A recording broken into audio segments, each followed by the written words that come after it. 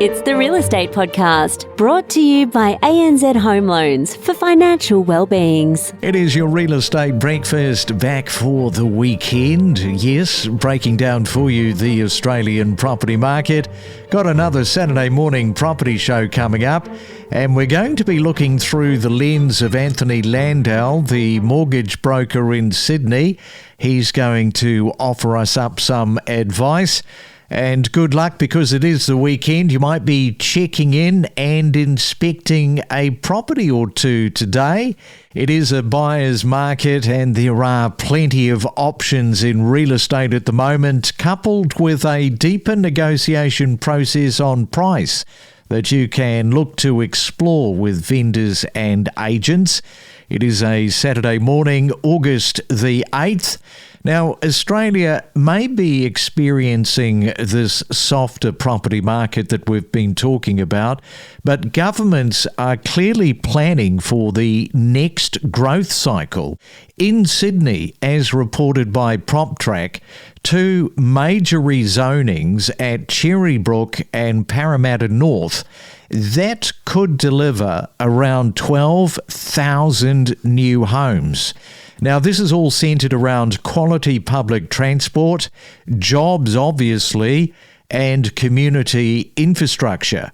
And this is another reminder that future property hotspots are often created years before the homes are built.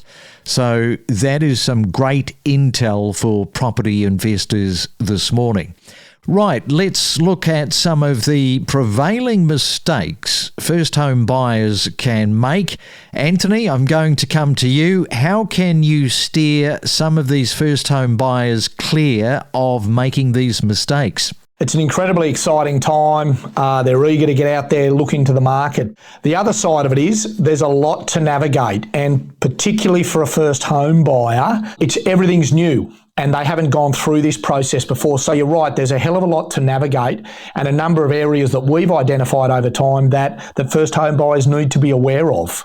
Okay, so some of the mistakes. What are some of the common ones that you are seeing, you are shaking your head at, and then in turn you're having to advise them on? Look, some of the most common mistakes, and they're pretty consistent, is a lot of first home buyers, for example, don't understand all of the first home buyer benefits on offer from either the state government or even the federal government, either what's on offer, how to access them, and how they can benefit.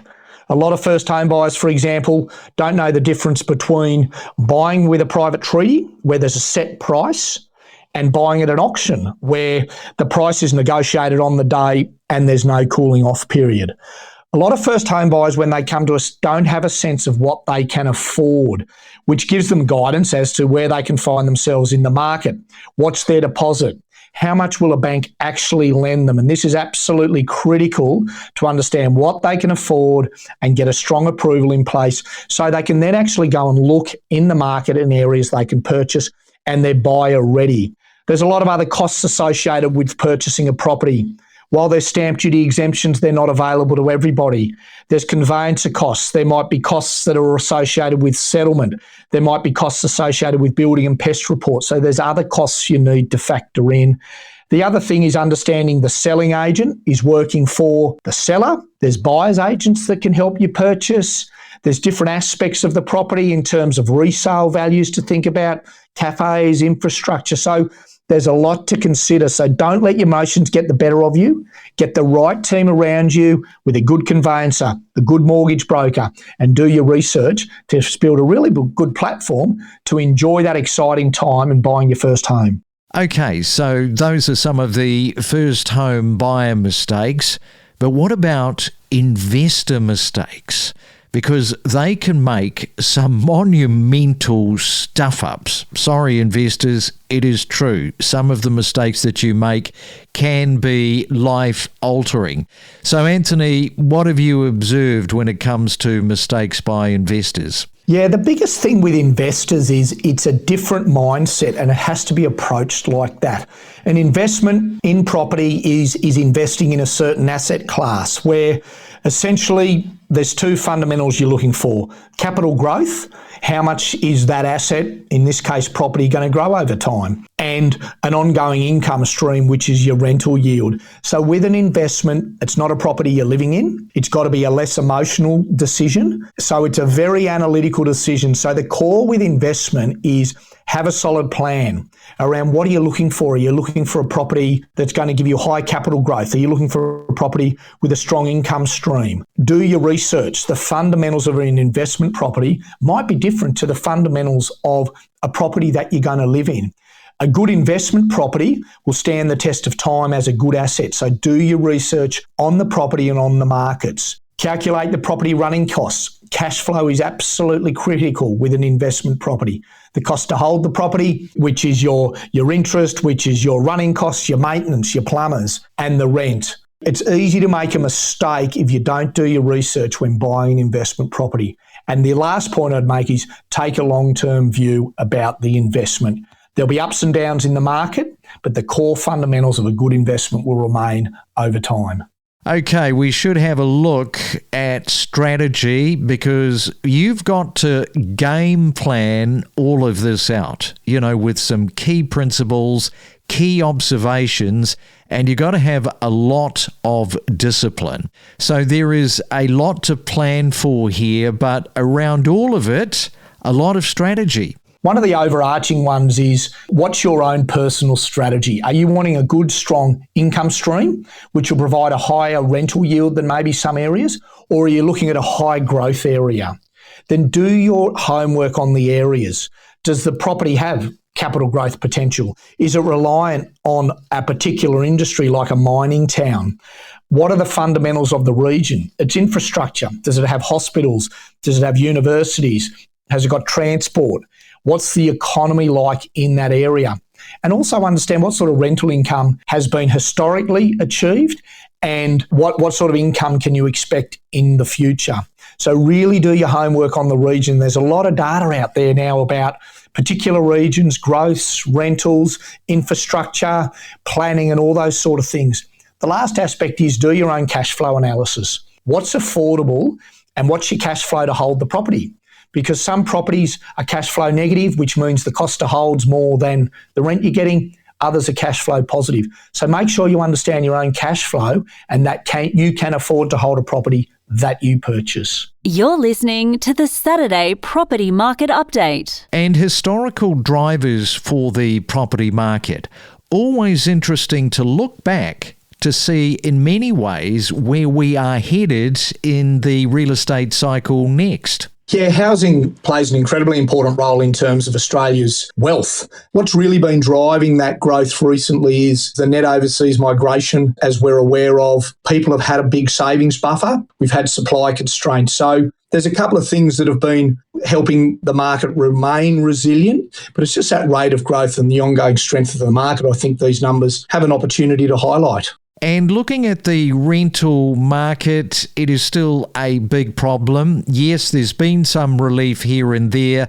It's always very hard to fully engage the whole rental market with what is happening at any one time. Yeah, I think if we look at the trends over time, Australia's always had a love of property. And I guess one of the big things that has really come to life in the last couple of years is there's a structural issue in Australia with supply, and that has driven a lot of the recent growth.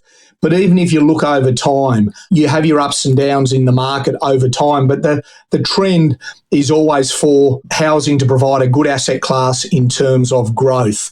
So in terms of longer term, until we solve this housing affordability, this fundamental structural problem relating to supply and demand in the Australian housing market, where we just fundamentally don't have enough supply, then I think we're going to see over time the value of our market keep growing. Net overseas migration, I think in the shorter term, that's going to remain fairly strong based on what we know with government policy. Some of those savings and redraw people have saved up over time, that is tending to be used up now. So that may not create such a buffer for people. So I think over time we're going to see the value of our market stay strong. You know, people would love to see a solution to all of what we've been talking about this morning. When is the solution coming? Well, how long have we got to discuss that today? You know, people are constantly, probably, Anthony, asking you, when is my relief coming? The truth is there's no easy fix. There's no short-term fix. And while ever we have these record migrant numbers, then we're going to have this supply and demand mismatch. We've had disincentives from government in terms of intervention around the investment market and uncertainty around some of the rental laws, around some of the tenancy laws.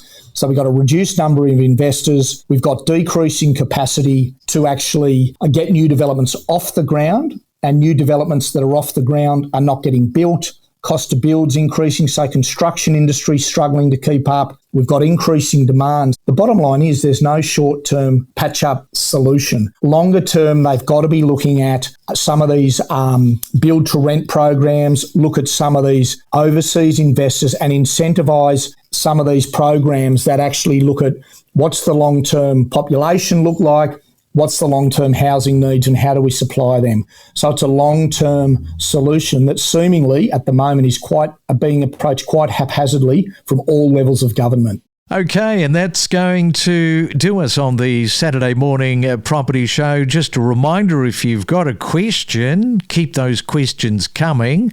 The email is myrealestatepodcast@gmail.com.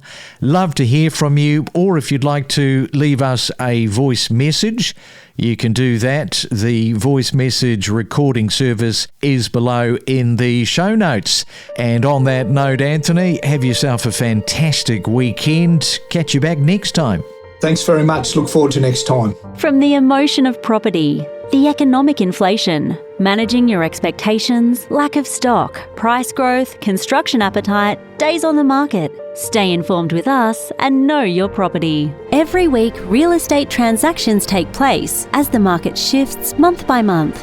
And every week, we keep you better informed and updated. How much of an influence with your clients has that been a factor? What are you seeing sort of post-federal budget announcements? Well, the first thing that completely fell off a cliff were investors. Prior to the announcement, we were getting quite a few interstate investors coming to Melbourne, wanting to buy and what have you. Once negative gearing was cut, that literally fell off a cliff, instant. We predominantly within our business now, just dealing with owner-occupiers, be it first-home buyers, upsizers, downsizers. That was clear as day as soon as that announcement was made. A lot of Perth investors are going into the Melbourne market. Where do they go after Melbourne as a result of those federal announcements? Well, that's what we were getting, a lot of interstaters, and I would say now if you look at potentially the Brisbane market, which has come back somewhat as well, probably quite a few from Perth will be going across the eastern seaboard to Brisbane to look into that sort of market. And then obviously if you fall further down to Sydney, well, Sydney is obviously it's still the number one market, but it's fallen quite considerably. How have you sort of found that on the Gold Coast? Because it's very much an apartment city. Look, we've got a lot of stock that's come on at the moment, so that's kind of softened the acceleration of prices. Sellers and buyers know what they're doing, and also developers can plan a little bit more strictly with their budgets, knowing where things are going to go. And in terms of somebody listening this morning saying, gee, what's the lowest sort of entry point could I get into on the Gold Coast? Look, there are some older buildings, the old 3-story walk-up brick buildings, great locations. I think one sold on Hedges Avenue for, 1.1 and some change. That's the kind of thing you're looking for if you want to get into entry level, because it has good potential for capital growth. We connect you to the best real estate information across Australia.